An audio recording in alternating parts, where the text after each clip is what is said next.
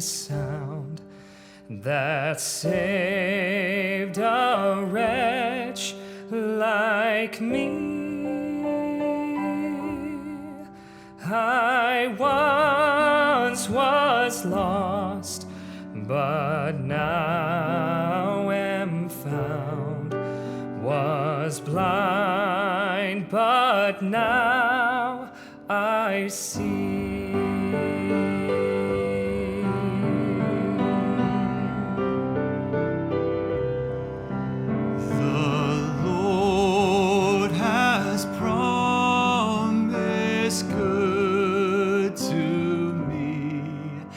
His word, my hope secures. He will my shield and portion be, as long as life endures.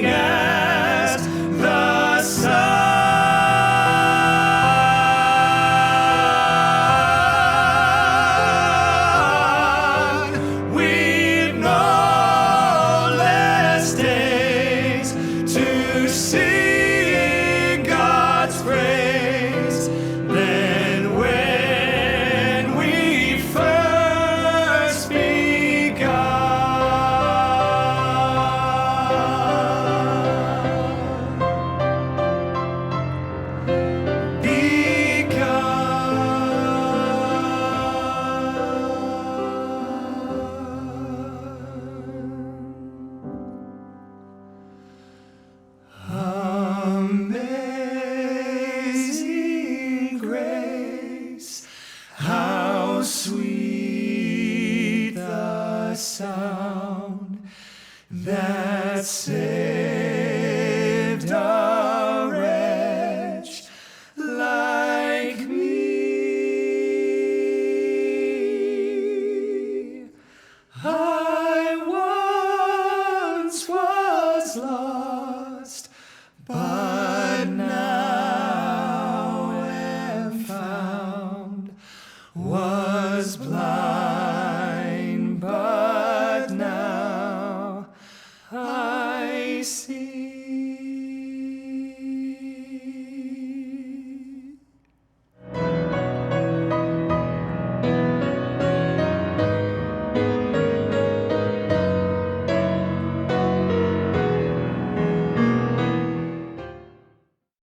Thank you. That was so beautiful. Way more impactful than if you just read the words to that song alone. That music, the piano, the harmonies, the melodies all coming together. You can see why the Psalms are the most quoted book from the Old Testament and other scriptures. Because it just connects with a deeper level of our humanity. And that was amazing. Thank you. If you look now in chapter 51, look at verse 15.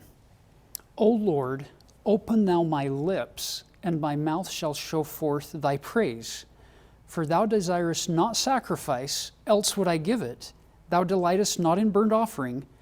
The sacrifices of God are a broken spirit, a broken and a contrite heart. O God, thou wilt not despise. I love that. That song that you just sang kind of embodies that whole idea of my heart is broken. I recognize more than ever before who I am, who thou art, and how desperately I need thee. I just had a thought. I know it's not Christmas time, but one of the hymns that we sing is In the Bleak Midwinter. And we talked earlier about obtaining things of this world and how we're all just caught up in this mad dash of wealth accumulation. And yet, hearing you say that, the one thing that God expects from all of us that is completely within our control regardless of our socioeconomic state is our heart. The one thing we can actually give him.